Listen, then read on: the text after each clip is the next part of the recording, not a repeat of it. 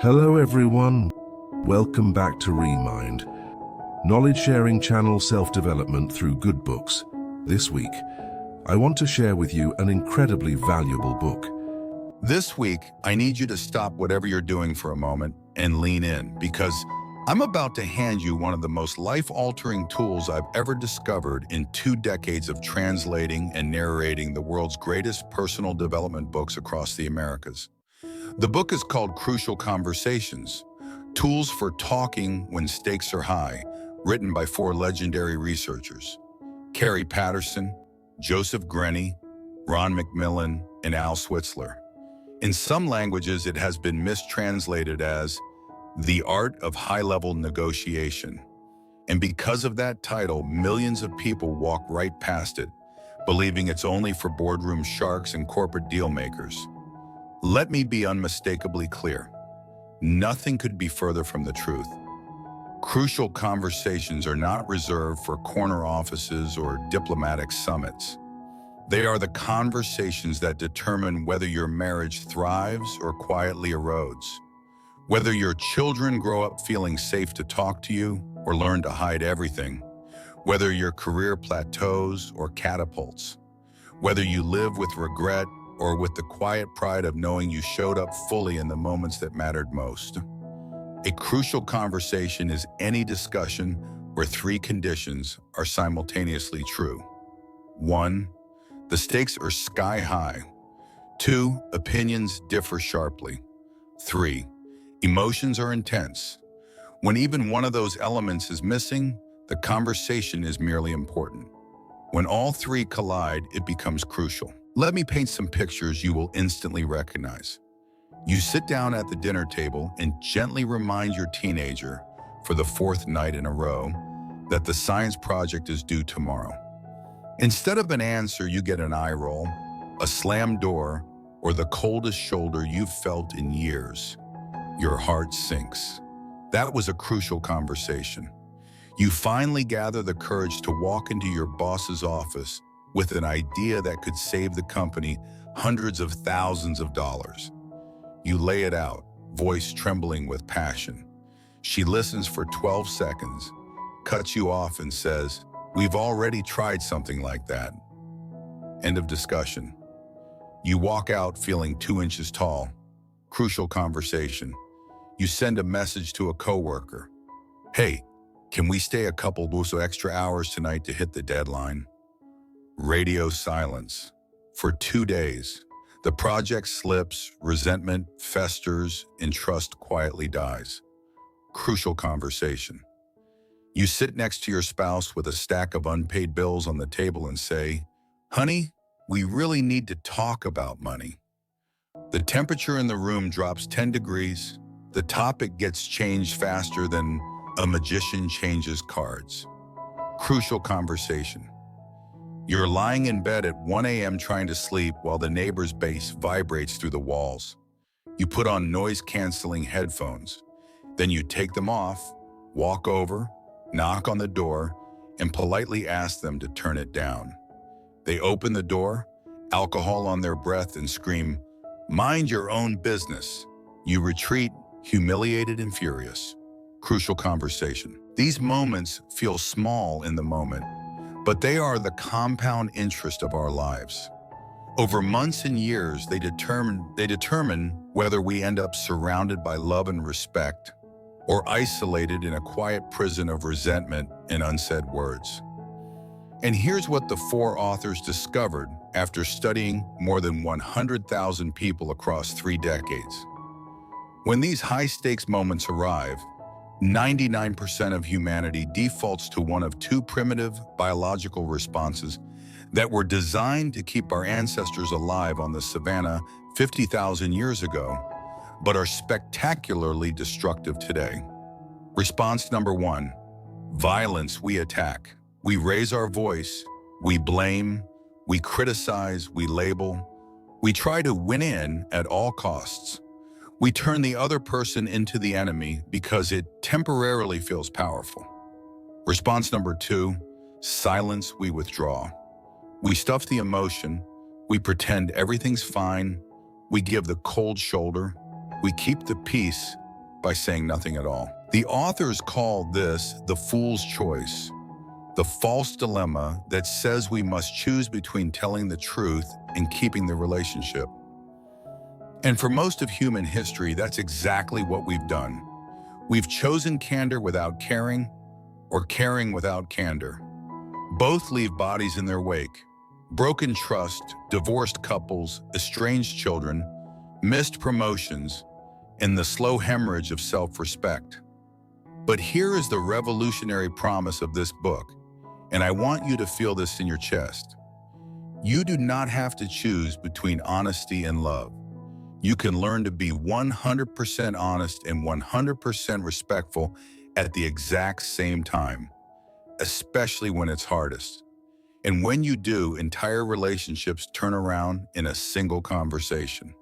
Careers explode upward, families heal, and you walk through life with a quiet confidence that most people spend their whole lives searching for. Part 1.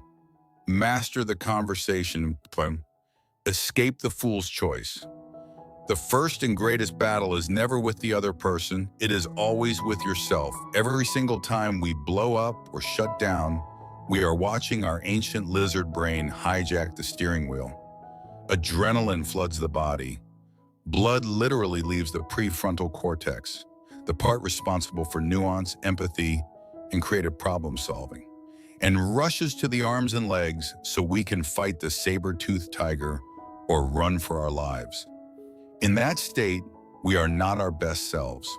We are not even our average selves. We are cavemen and cavewomen wearing modern clothes. So the very first skill, the skill that makes every other skill possible, is to pause the autopilot and return to choice. The authors spent years asking one question to the tiny percentage of people who handled crucial conversations masterfully.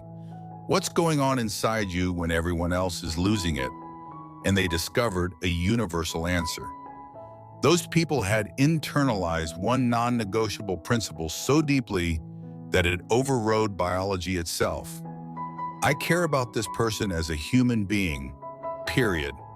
And I care about the truth, period. I refuse to sacrifice either.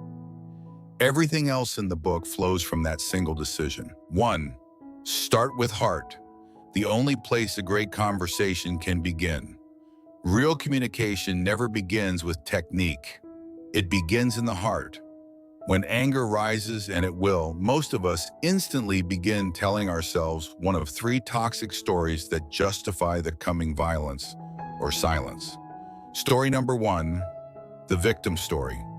I'm innocent. They're evil. This is being done to me. Story number 2, the villain story. We turn the other person into a caricature, lazy, selfish, incompetent, heartless, and conveniently erase every good thing they've ever done. Story number 3, the helpless story. Nothing I say will matter. They'll never change. Why even try?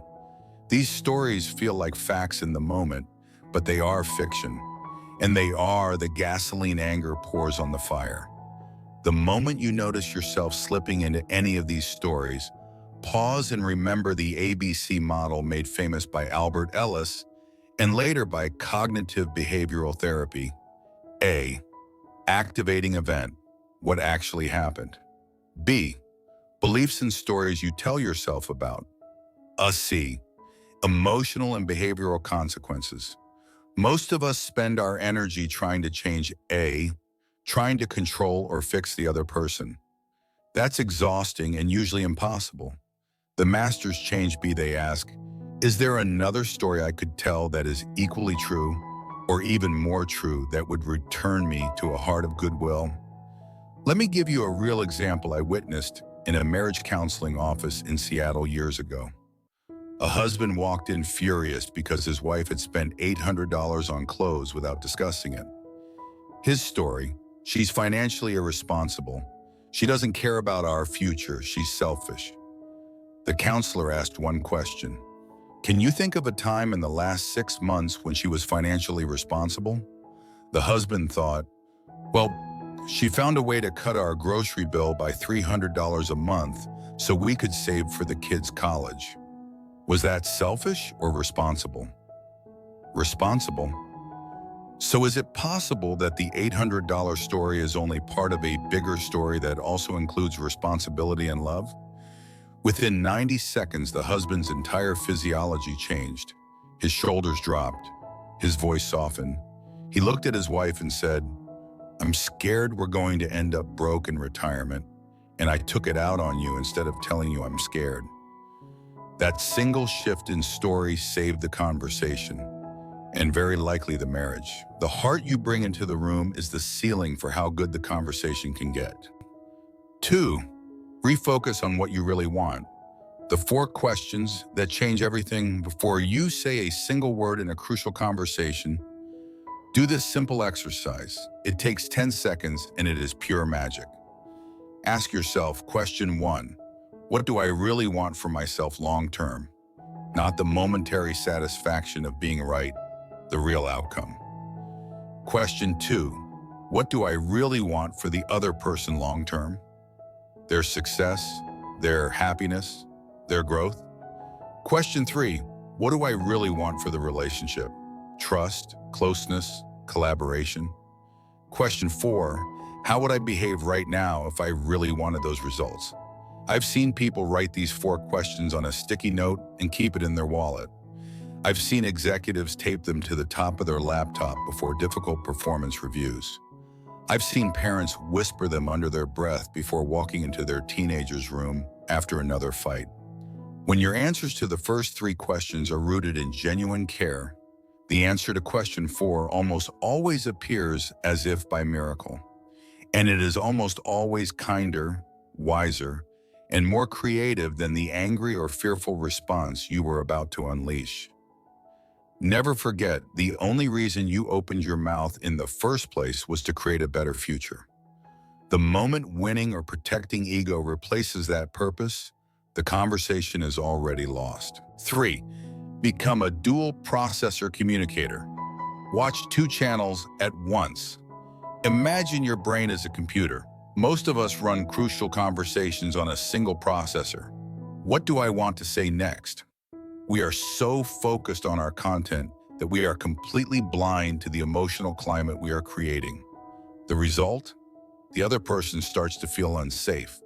The moment any human being feels unsafe, their higher brain shuts down and they revert to fight, flight, freeze, or fawn. Master communicators run 2 processors simultaneously. Processor 1, content. What issue needs to be discussed? Processor 2, conditions. How safe does the other person feel right now? Safety is not niceness. Safety is the belief I am not in danger of being humiliated, ignored, or harmed here. You can see safety leave a room in less than 3 seconds. Crossed arms, raised voice, eye roll, sarcasm. The word always or never. The moment safety disappears, content no longer matters. Fortunately, safety can be restored just as quickly. Here are 4 field-tested ways to do it in under 10 seconds. 1. Sincere apology. I'm sorry I raised my voice. That wasn't okay. An apology is not weakness. It is proof that the relationship matters more than your ego. 2. Contrasting, the most underused tool on the planet. My intention is not to blame you or make you feel small. My intention is to solve this together so we both feel good walking away. Contrasting does 2 things at once. It removes the threat people feared, and it declares the positive future you actually want. 3. Find mutual purpose. We both want the kids to grow up feeling loved. We both want this team to be proud of what we ship. We both want to go to bed tonight without this hanging over us. When people realize you are working toward the same destination, they stop treating you like the enemy. 4. Show respect from the heart. Look them in the eye. Use their name. Speak as if their mother were sitting beside them. If you ever feel yourself about to lose control, the single bravest sentence in the English language is, "I'm starting to get upset, and I don't want to say something I'll regret. Can we take a 10-minute break and come back when I'm calmer?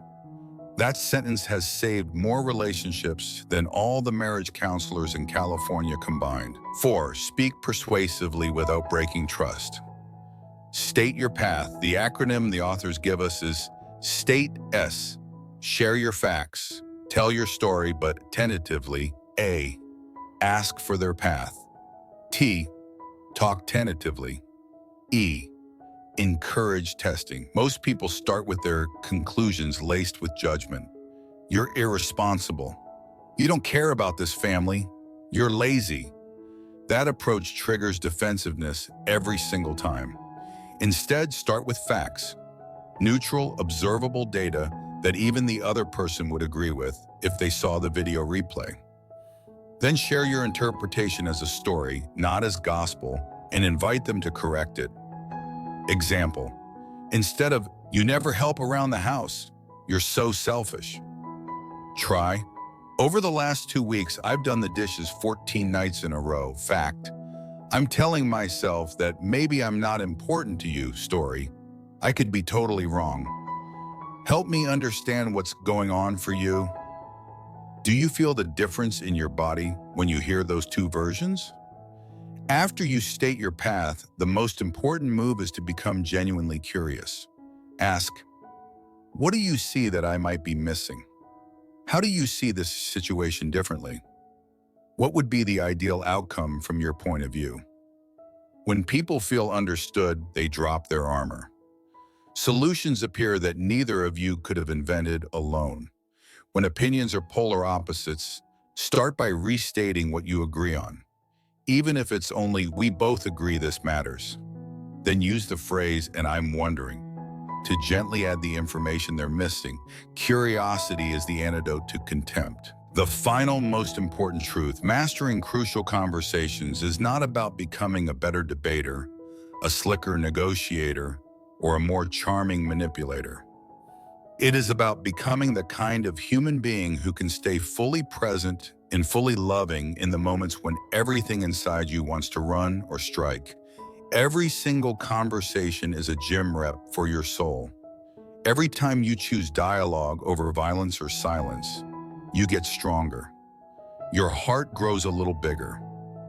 Your future self becomes prouder of the person in the mirror. And slowly, almost imperceptibly at first, the people around you start to change. Not because you force them, but because they finally feel safe enough to bring their best selves forward too. That is the quiet miracle I've watched happen in living rooms, boardrooms, hospital rooms, and marriage beds across the continent for the last 20 years. So I invite you, no, I dare you, to take this book, these tools, this way of being, and start practicing today in the very next hard conversation that shows up. Because the life you save may be your own, and the relationships you heal may be the ones you once thought were too broken to ever mend. Thank you from the deepest part of my heart for staying with me to the end of this long, sacred share. If anything here stirred your soul, please pass it on to someone who needs courage today.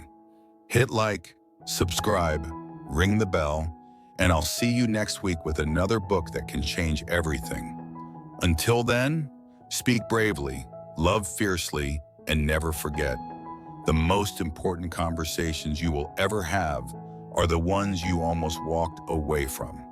Wishing you conversations that don't just solve problems, but transform lives, starting with your own. See you soon.